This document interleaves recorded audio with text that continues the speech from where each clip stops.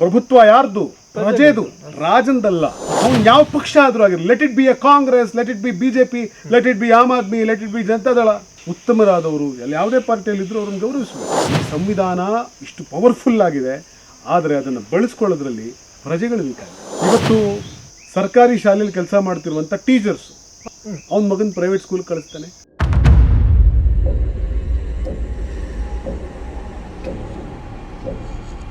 ನಮ್ಮ ಭಾರತ ಪ್ರಜಾಪ್ರಭುತ್ವ ಹೊಂದಿರುವಂತಹ ಒಂದು ದೇಶ, ಮುಖ್ಯವಾಗಿ ಸುಖಿ ರಾಜ್ಯದ ಪರಿಕಲ್ಪನೆಯಲ್ಲಿರುವಂಥದ್ದು. ಸೊ ಈ ನಿಟ್ಟಲ್ಲಿ ನಾವು ಯೋಚನೆ ಮಾಡೋದಾದ್ರೆ ಎಲ್ಲರಿಗೂ ಸಮನಾದ ಒಂದು ಸೇವೆಗಳು ಸಲ್ತಾ ಇದೆಯಾ? ಸರ್ಕಾರಗಳು ಅವ್ರನ್ನ ಜವಾಬ್ದಾರಿಯುತವಾಗಿ ನಡ್ಕೊಳ್ತಿದ್ಯಾ ಪ್ರಜೆಗಳ ವಿಷಯದಲ್ಲಿ? ಅಲ್ಲ, ಪ್ರಜಾಪ್ರಭುತ್ವ ಅಂದ್ರೆ ಏನು ಅಂತ ಇನ್ನೂ ಈ ದೇಶದ ಪ್ರಜೆಗಳಿಗೆ ಅರ್ಥ ಆಗಿಲ್ಲ. ಬಹಳ ಮುಖ್ಯವಾಗಿ ಪ್ರಜೆಗಳಿಗೆ ಅರ್ಥ ಮಾಡಿಸ್ಬೇಕಿರುವಂತ ಜವಾಬ್ದಾರಿ ಒಂದಷ್ಟು ಪಕ್ಷಗಳಿಗೆ ಮತ್ತು ಸಾಮಾಜಿಕ ಕಾರ್ಯಕರ್ತರಿಗೆ ಇರಬೇಕು. ಯಾಕೆ ಈ ಮಾತು ಹೇಳ್ತಾ ಇದ್ದೀನಿ ಅಂತಂದ್ರೆ, ಇವತ್ತಿಗೂ ಕೂಡ ಒಬ್ಬ ಕಾಕಿ ಬಟ್ಟೆ ಹಾಕೊಂಡು ಬಂದಿರುವಂತ ಒಂದು 3 ಸ್ಟಾರ್ ಇರುವಂತ 2 ಸ್ಟಾರ್ ಇರುವಂತ ಪೊಲೀಸ್ ಅಧಿಕಾರಿ ನೋಡಿದ ತಕ್ಷಣ ಜನ ಹೆದರ್ತಾರೆ. You need not fear, he is your servant. ನೀವು ಇವತ್ತು ಒಬ್ಬ ನೋಡಿ, ಎಷ್ಟು ಜನ ಇವತ್ತು DC ಆಫೀಸ್ಗೆ ಹೋಗಿ ಮಾತನಾಡ್ತಾರೆ. DC ಆಫೀಸ್ಗೆ ಯಾರೋ ರಾಜಕೀಯ ಪುಡಾರಿಗಳು ಹೋಗ್ತಾರೆ ಅಷ್ಟೇ, ಬಿಟ್ರೆ ಇನ್ಯಾರೋ ದೊಡ್ಡ ದೊಡ್ಡ ಬಿಸ್ನೆಸ್ ಮ್ಯಾನ್ಗಳು ಹೋಗ್ತಾರೆ ಅಷ್ಟೇ. But DC is here to serve the common man of this country. ಈ ದೇಶದ ಸಂವಿಧಾನ, ಈ ದೇಶದ ಪ್ರಜಾಪ್ರಭುತ್ವ ನೋಡಿ ಎಷ್ಟು ಚೆನ್ನಾಗಿದೆ ಹೆಸರು, ಪ್ರಜಾಪ್ರಭುತ್ವ. ಪ್ರಜಾಪ್ರಭುತ್ವ, ಪ್ರಭುತ್ವ ಯಾರ್ದು? ಪ್ರಜೆದು, ರಾಜಂದಲ್ಲ, DCದಲ್ಲ, ಅದು ಇನ್ಯಾರೋ ರಾಜಕಾರಣಿದು ಅಲ್ಲ. It is yours. You are the one who is going to decide who should rule this country. You can throw him out like a scrap. ಬಿಸಾಡ್ಬೋದು ತೆಗೆದು. ಆ ಸಾಮರ್ಥ್ಯ ಯಾರಿಗೆ ಕೊಟ್ಟಿದ್ದಾರೆ? ಈ ದೇಶದ ಜನ ಪ್ರಜೆಗೆ ಕೊಟ್ಟಿದ್ದಾರೆ. ಸಂವಿಧಾನ ಪ್ರಜೆಗೆ ಕೊಟ್ಟಿದೆ. ಪ್ರಜೆ ಇದನ್ನ ಎಕ್ಸಸೈಸ್ ಮಾಡಬೇಕು. ಈ ಶುಡ್ ಎಕ್ಸಸೈಸ್ ದಿಸ್ ಪವರ್. ಪ್ರಜೆ ನೋಡ್ಬೇಕು ಅವ್ನು ಯಾವ ಪಕ್ಷ ಆದ್ರೂ ಆಗಿರಲಿ, let it be a Congress, let it be BJP, let it be Aam Aadmi, let it be Janata Dal. If they are not right, if they are going in the wrong path, people should throw them as scrap. You should not go behind them simply saying that, oh, ಆ leader ನನ್ನ ಜಾತಿಯವನು, ಬಿಡ್ರಲ್ಲೇ ನಮ್ಮ ಜಾತಿಯವನು ತಪ್ಪು ಮಾಡಿದ್ರೆ ಒಪ್ಕೊಂಡ್ಬಿಡೋಣ. ಗುಣ ಹೋಗ್ಬೇಕು. ತಪ್ಪು ನಮ್ಮ ಪಾರ್ಟಿಯವನು ಮಾಡಿದ್ರು ಕೂಡ, ಜನ ನೀವು ವೋಟ್ ಹಾಕ್ತಿದ್ದ ಪಾರ್ಟಿಯವನು ಮಾಡಿದ್ರು ಕೂಡ, what he has done is wrong ಅಂತ ಹೇಳಿ ಶಿಕ್ಷೆ ಕೊಡಬೇಕು. ಪಾರ್ಟಿ ಕಾರ್ಯಕರ್ತ ನಾನ್ ಮಾಡಕ್ಕಾಗಲ್ಲ, ಬಿಜೆಪಿ ಕಾರ್ಯಕರ್ತ ಅವನು ಮಾಡಕ್ಕಾಗಲ್ಲ. ಆದ್ರೆ ಜನಸಾಮಾನ್ಯರು ಏನಿದ್ದೀರಿ, ನೀವು mercilessly any party which commits the mistake, which commits sin, they should be removed out of power. It is your responsibility. ಜನ ಅರ್ಥ ಮಾಡ್ಕೋಬೇಕು. DC ಕಚೇರಿಗೆ ಜನಸಾಮಾನ್ಯ ಹೋಗಿ ಕೂತ್ಕೋಬೇಕು. ಜನಸಾಮಾನ್ಯರು ಸಂಘಟಿತರಾಗಬೇಕು. ಇವತ್ತು ಅನೇಕ ರೈತ ಸಂಘಟನೆಗಳಿದಾವೆ. ರೈತ ಸಂಘಟನೆಗಳು DC ಕಚೇರಿಲಿ ಹೋಗಿ ಕೂತ್ಕೊಂಡು ಮಾತಾಡ್ಬೇಕು. ಏನಯ್ಯ DC, ನಿನಗೆ ಜಗತ್ತಿನ ಮೋಸ್ಟ್ ಡಿಫಿಕಲ್ಟ್ ಎಕ್ಸಾಮ್ನ ನೀನು ಪಾಸ್ ಮಾಡಿ ಬಂದಿರೋದು ಯಾಕೆ ಅಂತಾರೆ, you are IAS, Indian administrative service pass ಮಾಡಿದ್ಯಾ. What they call you? Civil servant. ಜನರ ಸೇವಕ. ನೀನು ನನ್ನ ಸೇವೆ ಮಾಡೋದಕ್ಕಾಗಿ ಬಂದಿದ್ಯಾ. ನನ್ನ ಸೇವೆ ಮಾಡೋದಕ್ಕೆ ವರ್ಲ್ಡ್ಸ್ ಟಫೆಸ್ಟ್ ಎಕ್ಸಾಮ್ ಪಾಸ್ ಮಾಡಿದ್ಯಾ. It is not your A boss. ಗೌರವ ಕೊಡಬೇಕು, ಜಿಲ್ಲಾಧಿಕಾರಿ ಗೌರವ ಕೊಡೋಣ. But don't think that he is A boss. He is your servant. ಆದರೆ ಇತ್ತೀಚಿನ ದಿನಗಳಲ್ಲಿ ರಾಜಕಾರಣಿಗಳ ಒಂದು ಕಪಿಮುಷ್ಟಿಯಲ್ಲಿ ಅಧಿಕಾರಿಗಳು ತುಂಬಾ ಇರೋದನ್ನ ನಾವು ಕಣ್ಣಾರೆ ನೋಡ್ತಾ ಇದ್ದೀವಿ. ಈ ಪರಿಸ್ಥಿತಿ ಯಾವಾಗ ಬದಲಾಗಬಹುದು? ಜನ ಎಚ್ಚೆತ್ತುಕೊಂಡಾಗ ಬದಲಾಗುತ್ತೆ. ಎಚ್ಚೆತ್ತ ಸಮಾಜವನ್ನು ಸೃಷ್ಟಿ ಮಾಡೋ ಜವಾಬ್ದಾರಿ ನಮ್ಮ ಮೇಲಿದೆ. ನಾವುಗಳು ಎಚ್ಚೆತ್ತ ಸಮಾಜವನ್ನು ಸೃಷ್ಟಿ ಮಾಡಬೇಕು. ಸಮಾಜಕ್ಕೆ ನಾವು ಸತ್ಯ ಹೇಳಬೇಕು. ನಾವು ಜಾಗೃತ ಪಡಿಸ್ಬೇಕು. ಇವ್ರು ನಿಮ್ಮನ್ನು ಲೂಟಿ ಮಾಡ್ತಿದ್ದಾರೆ, ಅಧಿಕಾರಿಗಳು ನಿಮ್ಮನ್ನು ಲೂಟಿ ಮಾಡ್ತಿದ್ದಾರೆ, ರಾಜಕಾರಣಿಗಳು ನಿಮ್ಮನ್ನು ಲೂಟಿ ಮಾಡ್ತಿದ್ದಾರೆ. ಆ ಲೂಟಿ ಮಾಡಿದವನು ಯಾವ ಪಾರ್ಟಿಯವನಾದ್ರೂ ಅಲ್ಲ. ಯಾಕೆಂದ್ರೆ ಎಲ್ಲಾ ಕಡೆ ಇರೋದು ಮನುಷ್ಯರೆಲ್ಲ. ಹೌದು. ಬಿಜೆಪಿಲಿ ನಾವು ಬಿಜೆಪಿಗೆ ಬೆರಳು ಮಾಡಿ ತೋರಿಸಿದ್ರು, ಕಾಂಗ್ರೆಸ್ ಬೆರಳು ಮಾಡಿ ಮನುಷ್ಯರೇ ಇದ್ದಾರೆ. ಅವರಲ್ಲಿ ಸ್ವಾರ್ಥಿಗಳು ಇರ್ತಾರೆ, ಉತ್ತಮರು ಇರ್ತಾರೆ. ಸೊ ಉತ್ತಮರಾದವರು ಯಾವುದೇ ಪಾರ್ಟಿಯಲ್ಲಿದ್ರು ಅವ್ರನ್ನ ಗೌರವಿಸಬೇಕು. ಸೊ ದುಷ್ಟರು, ಜನರನ್ನ ಪೀಡಿಸುವವರು ಯಾವುದೇ ಪಾರ್ಟಿಯಲ್ಲಿದ್ರು ಕೂಡ ಅವ್ರನ್ನ ನಾವು ಶಿಕ್ಷಿಸಬೇಕು, ದಂಡಿಸಬೇಕು. ಸೊ ಇದಕ್ಕೆ ಪ್ರಜಾಪ್ರಭುತ್ವದಲ್ಲಿ ಪ್ರಜೆಗೆ ಮತ್ತು ಸಂವಿಧಾನಕ್ಕೆ ಒಂದು ದೊಡ್ಡ ಅಧಿಕಾರವನ್ನು ಕೊಡಲಾಗಿದೆ. ಈ ಸಂವಿಧಾನ ಇಷ್ಟು ಪವರ್ಫುಲ್ ಆಗಿದೆ, ಆದರೆ ಅದನ್ನು ಬಳಸ್ಕೊಳ್ಳೋದ್ರಲ್ಲಿ ಪ್ರಜೆಗಳು ವೀಕ್ ಆಗಿದ್ದಾರೆ, ಪ್ರಜೆಗಳು ದುರ್ಬಲವಾಗಿದ್ದಾರೆ. ಯಾವುದೇ ಒಂದು ದೇಶದಲ್ಲಿ ಪ್ರಜಾಪ್ರಭುತ್ವ ಸಕ್ಸಸ್ಫುಲ್ ಆಗಬೇಕಾದ್ರೆ ಪ್ರಜೆ ಎಚ್ಚೆತ್ತ ನಾಗರಿಕನಾಗಬೇಕು.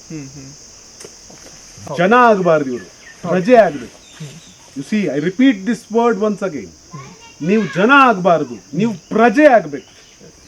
ಜನ ಆಗೋದಕ್ಕೂ, ಸುಮ್ಮನೆ ಗುಂಪಲ್ಲಿ ಗೋವಿಂದ ಆಗಿ ಜನ ಆಗಿ ಬದುಕೋದಕ್ಕೂ ಪ್ರಜೆ ಆಗೋದಕ್ಕೂ ವ್ಯತ್ಯಾಸ ಇದೆ. 100%. ಪ್ರಜೆ ಅಂದರೆ ಒಂದು ಎಚ್ಚೆತ್ತ ಮನಸ್ಥಿತಿ ಇರುವ ಮನುಷ್ಯನನ್ನು ನಾವು ಪ್ರಜೆ ಅಂತ ಕರಿತೀವಿ.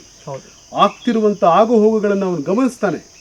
ಯಾರೋ ಒಬ್ಬ ಲೀಡ್ರು ಅವನ ಹತ್ರ ಇರುವ ಹಣಮದದಿಂದ, ಅವರಪ್ಪನ ರಾಜಕೀಯ ಸಾಮ್ರಾಜ್ಯದ ಸ್ವತ್ತಿನ ಅಹಂಕಾರದಿಂದ ಅವನು ಒಂದು ಇಡೀ ಇದೇನೋ ಊರು ನಂದು ಅನ್ನುವ ಭ್ರಮೆಯೊಳಗಡೆ ಇದ್ದರೆ ಅವನನ್ನು ಕಿತ್ತು ಬಿಸಾಡುವಂಥ ಒಂದು ಶಕ್ತಿಯನ್ನ ಜನರಿಗೆ ಸಂವಿಧಾನ ಕೊಟ್ಟಿದೆ.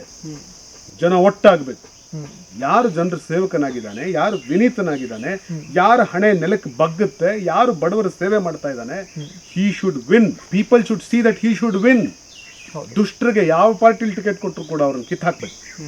ಸಜ್ಜನರಿಗೆ ಯಾವ ಪಾರ್ಟಿಯಲ್ಲಿ ಟಿಕೆಟ್ ಕೊಟ್ಟರು ಕೂಡ ಜನ ಅವರನ್ನ ಆರಿಸ್ತರಬೇಕು. ಇವತ್ತೇನಾಗ್ತಿದೆ ಅಂದ್ರೆ ಪ್ರಜಾಪ್ರಭುತ್ವ ಸುಮ್ಮನೆ ಹೇಳ್ತಾ ಇದೀವಿ, ಇರೋದು ಪಾರ್ಟಿ ಪ್ರಭುತ್ವ. ಹೌದು. ಒಬ್ಬ ಅಯೋಗ್ಯನ ಕರ್ಕೊಂಡ್ಬಂದು ಒಂದು ಪಾರ್ಟಿಯಲ್ಲಿ ಟಿಕೆಟ್ ಕೊಟ್ಟರೆ ಅವ್ನು ಗೆದ್ಬಿಡ್ತಾನೆ. 100%. ಅಂದ್ರೆ ನಡೀತಾ ಇರೋದು ಪ್ರಜಾಪ್ರಭುತ್ವ ಅಲ್ಲ, ಪಾರ್ಟಿ ಪ್ರಭುತ್ವ. ಇದು ಹೋಗಬೇಕು. ಇದು ಯಾವಾಗ ಹೋಗುತ್ತೆ ಅಂದ್ರೆ ಜನ ಆಗದೆ ನೀವು ಪ್ರಜೆಗಳಾಗಿ ಪರಿವರ್ತನೆ ಆದ್ರೆ ಇದು ಹೋಗುತ್ತೆ. ನಾವು ಇವರನ್ನ ಜನರನ್ನಾಗಿ ಇಡೋದಕ್ಕಾಗಿ ರಾಜಕಾರಣಿಗಳು ಪ್ರಯತ್ನಿಸ್ತಿದ್ದಾರೆ. ಓ ಜನಗಳೇ, ನೀವು ಜನಗಳಾಗಿ ಉಳಿಯಬೇಡಿ, ನೀವು ಪ್ರಜೆಗಳಾಗಿ ಅನ್ನುವಂತಹ ಎಚ್ಚರಿಕೆಯನ್ನ ಇಲ್ಲಿರುವಂಥ ಎಚ್ಚೆತ್ತ ಮನಸ್ಸುಗಳು ಜನರಿಗೆ ಕೊಡಬೇಕು. ಸರ್, ಆಮೇಲೆ ದೇಶದಲ್ಲಿ ತುಂಬ ಜ್ವಲಂತ ಸಮಸ್ಯೆಗಳು ಇವತ್ತು ಕಾಡ್ತಾ ಇದೆ. ಇದ್ರ ನಡುವೆಗಳಲ್ಲಿ ಕೆಲವೊಂದು ಗೌರ್ಮೆಂಟ್ಗಳು ಕೆಲವೊಂದು ಸಲ ಬೇಡದಿರುವಂಥ ಒಂದು ಯೋಜನೆಗಳು ತರ್ತಾ ಇರ್ತಾರೆ. ಸ್ಟ್ಯಾಚ್ಯೂ ಕಟ್ಟೋದು, ಇನ್ನೊಂದು ಮತ್ತೊಂದು ಏನೇನೋ ಹೇಳ್ತಾರೆ. ಬಟ್ ಆದರೆ ಮುಖ್ಯವಾಗಿ ಈ ದೇಶದಲ್ಲಿ ಯುವಕರು ಹೆಚ್ಚಾಗಿರೋದ್ರಿಂದ ಉದ್ಯೋಗ ಸೃಷ್ಟಿ ಆಗಬೇಕು. ಸೊ ಇದರ ಒಂದು ಸಮಸ್ಯೆನ ತೀರಿಸ್ತೆ ಬೇರೆಲ್ಲ ಯೋಜನೆಗಳು ಹಾಕೋದು ಎಷ್ಟು ಮಾತ್ರ ಸರಿ ಸರ್? ನೋಡಿ, ಒಂದು human being is not just A creature.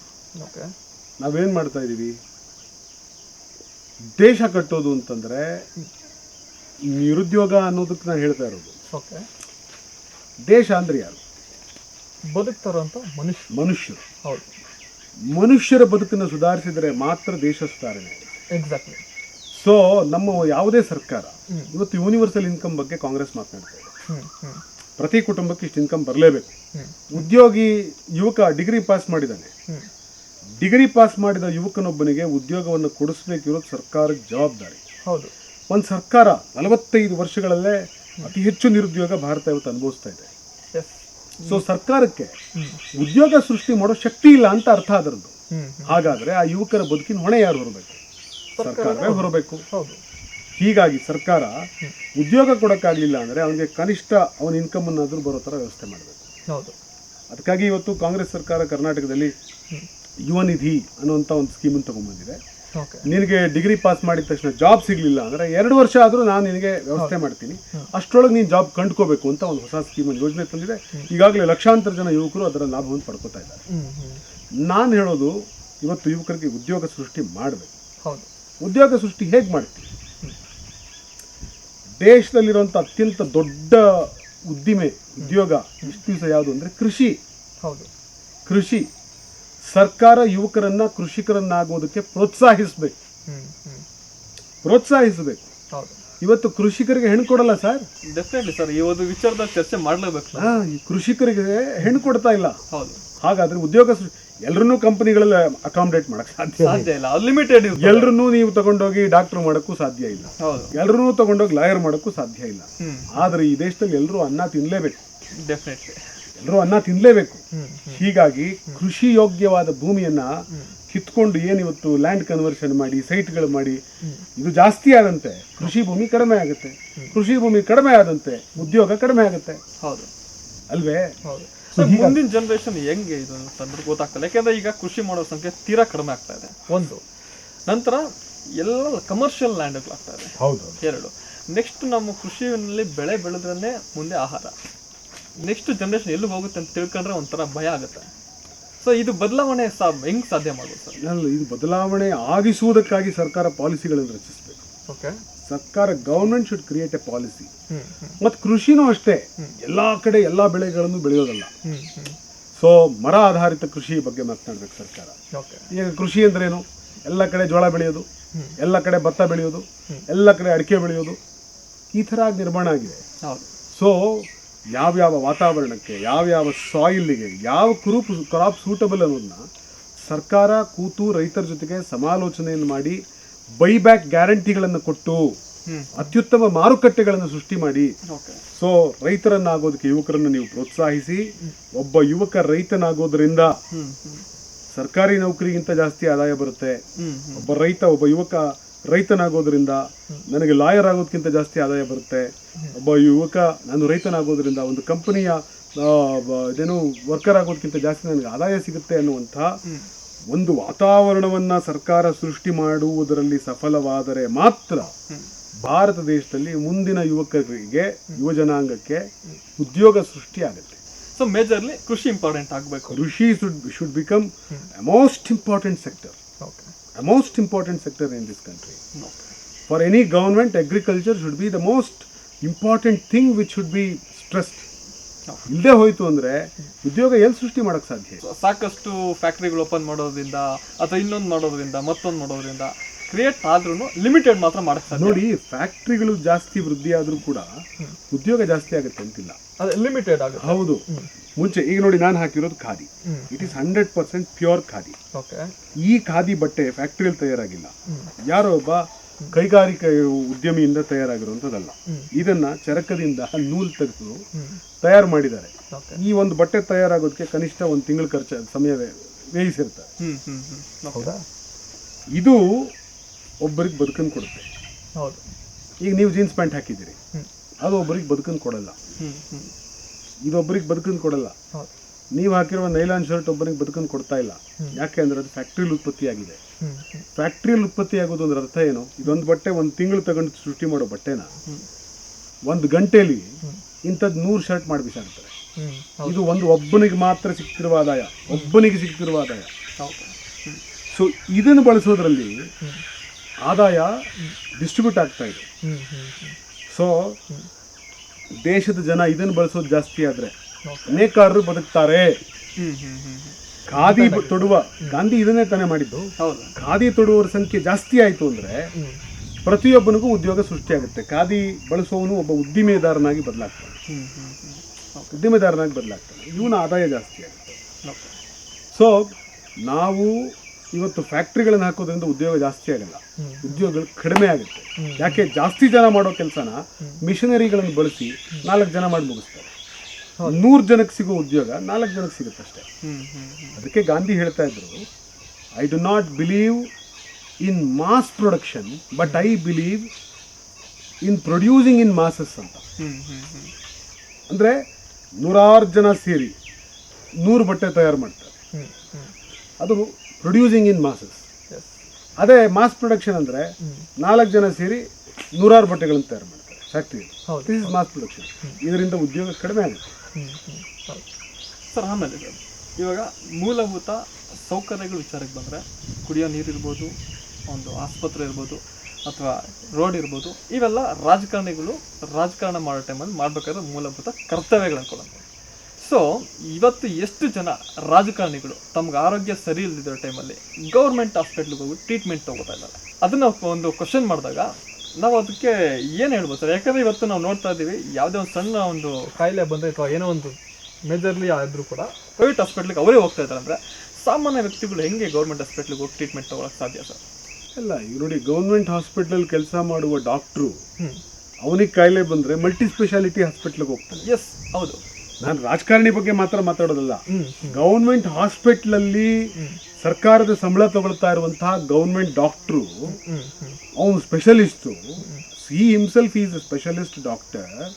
ಅವನಿಗೆ ಹೆಲ್ತ್ ಇಶ್ಯೂ ಆದರೆ ಅವನು ಪ್ರೈವೇಟ್ ಹಾಸ್ಪಿಟ್ಲಿಗೆ ಹೋಗ್ತಾ ಇದ್ದಾನೆ. ಹೌದು. ಇವತ್ತು ಸರ್ಕಾರಿ ಶಾಲೆಯಲ್ಲಿ ಕೆಲಸ ಮಾಡ್ತಿರುವಂಥ ಟೀಚರ್ಸ್ ಅವನ ಮಗನ ಪ್ರೈವೇಟ್ ಸ್ಕೂಲ್ ಕಳಿಸ್ತಾನೆ. ಇದು ಎಜುಕೇಶನ್ ಅಲ್ಲಿ ನೋಡಿದ್ರೆ ಇದು ಈ ತರದ ಒಂದು ಸ್ಥಿತಿ ನಾವು ನೋಡ್ತಾ ಇದ್ದೀವಿ. ಹೌದು. ಯಾಕಿದು ಸಾಧ್ಯ ಹೀಗಾಗ್ತಾ ಇದೆ ಅಂತಂದ್ರೆ, ಒಂದು ರಾಜಕೀಯ ವ್ಯವಸ್ಥೆ ಇಚ್ಛಾಶಕ್ತಿಯ ಕೊರತೆ ಇದೆ. ನಾನಿದ್ದ ಆ ಪಾರ್ಟಿ ಈ ಪಾರ್ಟಿ ಅಂತ ಮಾತಾಡ್ತಿಲ್ಲ, ಒಟ್ಟಾರೆಯಾಗಿ ಮಾತಾಡ್ತಾ ಇದ್ದೀನಿ. ಸೊ ನಾವು ಅತಿ ಹೆಚ್ಚು ಸಂಬಳವನ್ನು ಕೊಡೋದಿಲ್ಲಿ ಗೌರ್ಮೆಂಟ್ ಸ್ಕೂಲ್ ಟೀಚರ್ಸ್ಗೆ. ಗೌರ್ಮೆಂಟ್ ಸ್ಕೂಲ್ ಟೀಚರ್ ಸಂಬಳ ಹತ್ತತ್ರ 80,000, 1 ಲಕ್ಷ ಆಗಿರುತ್ತೆ ಇದೆ. ಪ್ರೈವೇಟ್ ಸ್ಕೂಲ್ ಟೀಚರ್ ಸಂಬಳ 15,000 ರೂಪಾಯಿಯೋ 20,000 ರೂಪಾಯಿಯೋ ಇರುತ್ತೆ. ಶಿಕ್ಷಣ 15-20-25 ಸಾವಿರ 30,000 ಸಂಬಳ ತಗೊಳ್ಳೋ ಟೀಚರ್ ಮೇಲೆ ನಿಮಗೆ ನಂಬಿಕೆ ಇದೆ. ಸರ್ಕಾರ ನಿಮ್ಗೆ 1 ಲಕ್ಷ ಕೊಡ್ತಾ ಇದೆ, ನಿಮ್ಮ ಮಗನ ನೀವು ಗೌರ್ಮೆಂಟ್ ಸ್ಕೂಲ್ ಕಳಿಸ್ತಾ ಇಲ್ಲ ಯಾಕೆ? ಹೌದು. ಹಾಗಾದ್ರೆ 15,000 ರೂಪಾಯಿ ತಗೊಳ್ಳುವಂಥ ಟೀಚರ್ ಹೆಂಗೆ ಕೆಲಸ ಮಾಡ್ತಾನೆ? ಅಂದ್ರೆ 15,000 ರೂಪಾಯಿ 20,000 ರೂಪಾಯಿ 25,000 ರೂಪಾಯಿ ತಗೊಳ್ತಿರೋ ಟೀಚರ್ನ ಅಲ್ಲಿನ ಮ್ಯಾನೇಜ್ಮೆಂಟ್ ದುಡಿಸ್ಕೊಳ್ತಾ ಇದೆ. ಲಕ್ಷ ರೂಪಾಯಿ ಕೊಡ್ತಿರೋ ನಾವು ದುಡಿಸ್ಕೊಳ್ಳೋದ್ರೆ ಸರ್ಕಾರ ಕೂತಿದೆ.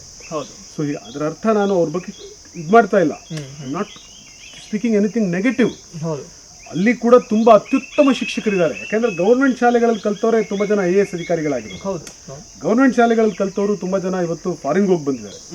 ಆದ್ರೆ ಗೌರ್ಮೆಂಟ್ ಶಾಲೆಗಳಲ್ಲಿ ಪಾಠ ಮಾಡ್ತಿರುವಂತ ಟೀಚರ್ಸ್ ಯಾಕೆ ತಮ್ಮ ಮಕ್ಕಳನ್ನ ಗೌರ್ಮೆಂಟ್ ಶಾಲೆಗಳಿಗೆ ಸೇರಿಸ್ತಾ ಇಲ್ಲ?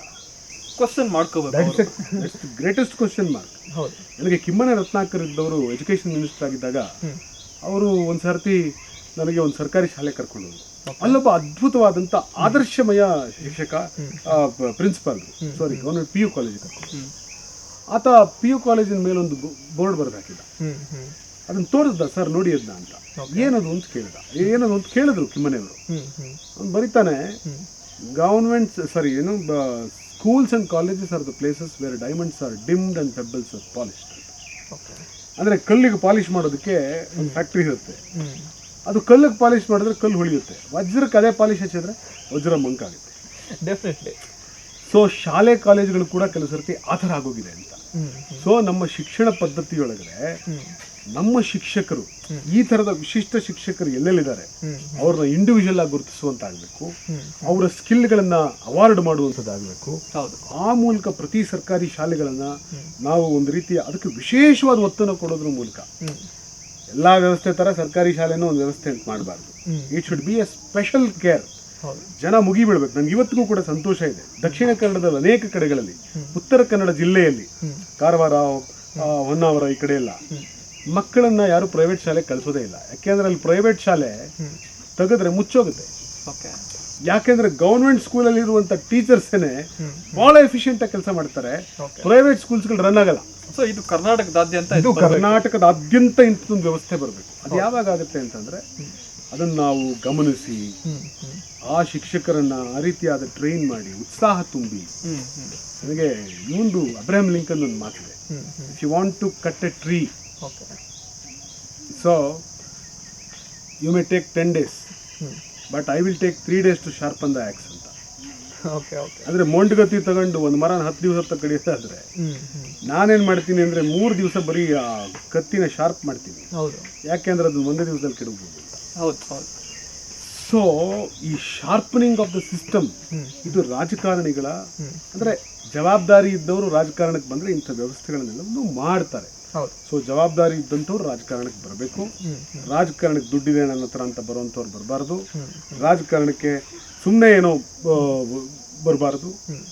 ರಾಜಕಾರಣಕ್ಕೆ ಸಾಮಾಜಿಕ ಜವಾಬ್ದಾರಿ ಇದ್ದವರು, ದೇಶದ ಬಗ್ಗೆ ಕನಸು ಕಾಳಜಿ ಇದ್ದವ್ರು ಬರಬೇಕು. ಎಸ್, ಇವಾಗ ನೀವು ಹೇಳಿದ್ರಿ ರಾಜಕಾರಣಕ್ಕೆ ಒಳ್ಳೆ ಮನಸ್ಸಿರೋರು ಬರಬೇಕು ಅಂತೆಲ್ಲ ಹೇಳಿದ್ರಿ. ಮತ್ತೆ ಅದು ಯಾವಾಗ ಸಾಧ್ಯ ಆಗುತ್ತೆ ಅಂದ್ರೆ ಜನ ಆಗಿದ್ರೆ ಸಾಧ್ಯ ಇಲ್ಲ, ಜನ ಪ್ರಜೆ ಆದ್ರೆ ಮಾತ್ರ ಸಾಧ್ಯ. ಎಸ್, ಯಾಕೆಂದ್ರೆ ಇವತ್ತಿನ ಒಂದು ಪ್ರಸ್ತುತ ದಿನಮಾನಗಳಲ್ಲಿ ಜನಗಳು ಕೂಡ ದುಡ್ಡು ಇಸ್ಕೊಂಡು ನೋಟ್ ಹಾಕೋ ಲೆವೆಲ್ಗೆನೆ ಇದ್ದಾರೆ.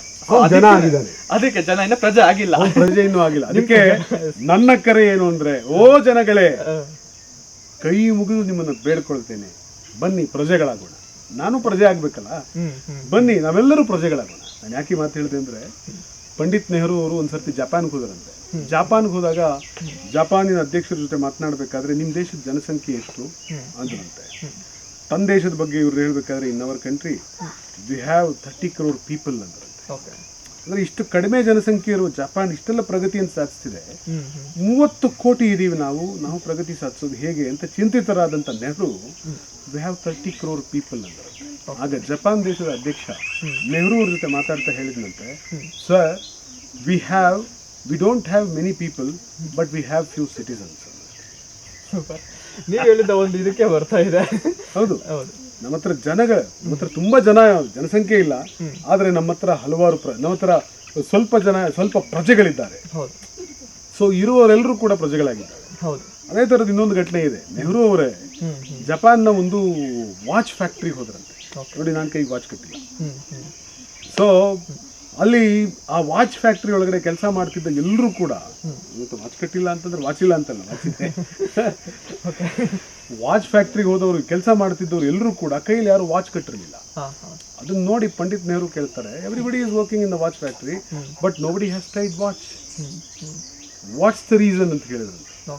ಆ ವಾಚ್ ಫ್ಯಾಕ್ಟ್ರಿಯ ಆ ಪ್ರೊಪ್ರೈಟ್ರು ಗೋಡೆ ಮೇಲಿದ್ದ ಗಡಿಯಾರ ತೋರಿಸಿದಂತೆ, sir we have time piece there. ಆಗ ಅವ್ರು ಹೇಳಿದಂತೆ, one time piece shows the right time is enough for us. ಎಲ್ರಿಗೂ ಅಲ್ಲಿ ಟೈಮ್ ಕಾಣಿಸುತ್ತದೆ, it's enough. So each of us don't have time piece but we have time sense. ಅವ್ನು ಹೇಳಿದಂತೆ, each of us we don't have time piece but we have time sense ಅನ್ನೋದು. Very important. ನಮ್ಮ ಹತ್ರ ಎಲ್ಲರ ಹತ್ರನೂ watch ಇದೆ, ಆದ್ರೆ time sense ಇಲ್ಲ. ಹೌದು. ಆ ಜಾಪನಿ ಏನು ಹೇಳ್ದ ಅಂದ್ರೆ, ನಮ್ಮೆಲ್ಲರ ಹತ್ರ ವಾಚ್ ಇಲ್ಲ ಆದ್ರೆ ನಮ್ಗೆ ಟೈಮ್ ಸೆನ್ಸ್ ಇದೆ. ಮತ್ತು ಈ ಫ್ಯಾಕ್ಟ್ರಿಯಲ್ಲಿ ನಾವು ವಾಚ್ ತಯಾರು ಮಾಡ್ತಿರೋದು ಯಾಕೆ ಅಂದ್ರೆ, ಇದನ್ನ ರಫ್ತು ಮಾಡಿ ನಮ್ಮ ಸರ್ಕಾರಕ್ಕೆ ಆದಾಯ ತರೋದಕ್ಕೆ. We should build our government, we should build our country. It is not ನಾವು ಒಬ್ಬೊಬ್ಬರು ನಾಲ್ಕು ನಾವು ವಾಚ್ ಫ್ಯಾಕ್ಟ್ರಿ ಕೆಲಸ ಮಾಡ್ತೀವಿ ಅಂತ ಒಬ್ಬೊಬ್ರು ನಾಲ್ಕು ವಾಚ್ ಕಟ್ಕೊಂಡು ಶೋಕಿ ಮಾಡೋಕ್ಕಲ್ಲ. ಸೊ ನಾವು ವಾಚ್ ಕಟ್ಟಿಲ್ಲ ಆದ್ರೆ ನಮ್ಗೆ ಟೈಮ್ ಸೆನ್ಸ್ ಇದೆ, ಈ ವಾಚನ್ನು ಎಕ್ಸ್ಪೋರ್ಟ್ ಮಾಡಿ ನಮ್ಮ ದೇಶದ ಸರ್ಕಾರವನ್ನು ಸದೃಢಗೊಳಿಸಬೇಕಾಗಿದೆ. ಈ ಥರ ಒಂದು ಭಾಗವಹಿಸುವಿಕೆಯ ಪ್ರಜ್ಞೆ ದೇಶದ ಜನಸಾಮಾನ್ಯರಲ್ಲಿ ಬರುತ್ತೆ. ಸೊ ಆಗ ಒಂದು ಪ್ರಜೆಯಾಗಿ ಬದಲಾಗ್ತಾರೆ. ಸೊ ನನ್ನ ಪ್ರಕಾರ I have A great dream that every Indian should become a citizen. People should be converted into citizens. ಅವಾಗಲೇ ಏನಾದರೂ ಬದಲಾವಣೆ ಕಾಣಕ್ಕೆ ಸಾಧ್ಯ ಆಗುತ್ತೆ. ಇನ್ನು ಶಿಕ್ಷಣದ ವಿಚಾರಕ್ಕೆ ಬಂದರೆ ಕ್ವಾಲಿಟಿ ಎಜುಕೇಷನ್ ಬಗ್ಗೆ ಮಾತಾಡ್ತಾರೆ ಕೆಲವರು. ಇನ್ನು ಕೆಲವು ವಿಚಾರದಲ್ಲಿ ನೋಡುತ್ತೆ ತುಂಬ ಫೇಕ್ ಸರ್ಟಿಫಿಕೇಟ್ಸ್ ಬರ್ತಾ ಇದ್ದಾವೆ. ಸರಿಯಾದ ಒಂದು ಗುಣಮಟ್ಟವಾಗಿ ನಾವು ಅದನ್ನು ಎಕ್ಸಾಮಿನ್ ಮಾಡಿಬಿಟ್ಟು ಅಥವಾ ಇನ್ನೊಂದು ವಿಚಾರದಲ್ಲಿ ನಾವು ನೋಡೋದಾದರೆ ತುಂಬ ಎಜುಕೇಷನ್ ಕರಪ್ಟ್ ಆಗಿದೆ ಅಂತ ಹೇಳ್ಬಿಟ್ಟು ಹೇಳ್ತಾ ಇದ್ದಾರೆ. ಸೊ ಇದು ಸರಿ ಆಗೋದು ಯಾವಾಗ ಸರ್? ಹಂಗಲ್ಲ ನೋಡಿ, what do you do with certificate ಐತೆ ಅಲ್ವಾ? ಭಾಳ ಜನದ ಹತ್ರ ಯೋಗ್ಯತಾ ಪತ್ರ ಇದೆ ಆದ್ರೆ ಯೋಗ್ಯತೆನೇ ಇಲ್ಲ. ಫೇಕ್ ಸರ್ಟಿಫಿಕೇಟ್ ಇಸ್ಕೊಂಡು ನಾನು ಡಿಗ್ರಿ ಅಂತ ತೋರಿಸ್ಕೊಳ್ತಾರೆ. ಹಂಗಲ್ಲ ಅದೇ ಹೇಳ್ತಾ ಇರೋದು ನಾನು. ನಿಮ್ಮ ಹತ್ರ ಯೋಗ್ಯತಾ ಪತ್ರ ಇರುತ್ತೆ ಆದ್ರೆ ಯೋಗ್ಯತೆ ಇರಲ್ಲ. ನೀವು ಡಾಕ್ಟ್ರು ಅಂತ ಮೆಡಿಕಲ್ ಸರ್ಟಿಫಿಕೇಟ್, ಇದೇನೋ ಡಾಕ್ಟರ್ ಆಗಿದ್ದೀನಿ ಅಂತ ಸರ್ಟಿಫಿಕೇಟ್ ಕೊಡಿಸ್ಬೋದು, ಆದ್ರೆ ಡಾಕ್ಟರ್ ಯೋಗ್ಯತೆ ಇರೋದಿಲ್ಲ. ಹಾಗೆಯೇ ಯೋಗ್ಯತಾ ಪತ್ರದಿಂದ ಮನುಷ್ಯ ಅಳಿಯಲ್ಪಡುವುದಿಲ್ಲ, ಯೋಗ್ಯತೆಯಿಂದ ಅಳಿಯಲ್ಪಡ್ತಾರೆ. ಬಹಳಷ್ಟು ಕಡೆ ಹಳ್ಳಿಗಳಲ್ಲಿ ಪಟ್ಟು ಹಾಕ್ತಾರೆ, ಅವ್ನಿಗೆ ಯಾವ ಮೆಡಿಕಲ್ ಸರ್ಟಿಫಿಕೇಟ್ ಇರಲ್ಲ, ಅವ್ನು ಯಾವುದೇ ಮೆಡಿಕಲ್ ಪ್ರಾಕ್ಟೀಷನರ್ ಆಗಿರಲ್ಲ, ಆದ್ರೆ ಅವ್ನು ಹೋಗಿ ಕಟ್ ಹಾಕ್ತಾನಲ್ಲ, ಅವನ ಹತ್ರ ಕಟ್ ಹಾಕ್ಸ್ಕೊಳಕ್ಕೆ ಇವ್ನು ನಿಂತ್ಕೊಂಡಿರ್ತಾರೆ. ಅವ್ರ ಕೈಗುಣ ಬಹಳ ಚೆನ್ನಾಗಿದೆ, ಅವ್ನಿಗೆ ಯೋಗ್ಯತೆ ಇದೆ, ಪಾಪ ಯೋಗ್ಯತಾ ಪತ್ರ ಇಲ್ಲ. So he is A skilled physician ಒಂದು ಹಂತದಲ್ಲಿ. ಸೊ ಹೀಗೆ ಬಹಳಷ್ಟು ಕಡೆ ಅವ್ನು ಇಂಜಿನಿಯರಿಂಗ್ ಓದಿರಲ್ಲ, ಅದ್ಭುತವಾದ ಬೇಲ್ದಾರರಿದ್ದಾರೆ, ಅದ್ಭುತವಾದಂಥ ಅದೇನೋ ಗಾರೆ ಕೆಲಸದವರಿದ್ದಾರೆ. ಇಂಜಿನಿಯರ್ಗಳನ್ನು ಮೀರಿಸಿದ ಪ್ಲಾನ್ಗಳನ್ನು ಹಾಕ್ತಾರೆ, ಇಂಜಿನಿಯರ್ಗಳನ್ನು ಮೀರಿಸಿದ ಬಿಲ್ಡಿಂಗ್ಗಳನ್ನು ಕಟ್ತಾರೆ. ಸೊ ಯೋಗ್ಯತೆ ಇರುತ್ತೆ. ಸೊ ಯೋಗ್ಯತೆಯನ್ನು ಗೌರವಿಸುವಂತಾಗಬೇಕು. ಮತ್ತು ಈ ಕಳದಾರಿ ಹಿಡಿದು ಈ ಥರದೆಲ್ಲವೂ ಇರುವಂಥದ್ದನ್ನು ನಾವು ಚೆಕ್ ಮಾಡಬೇಕು.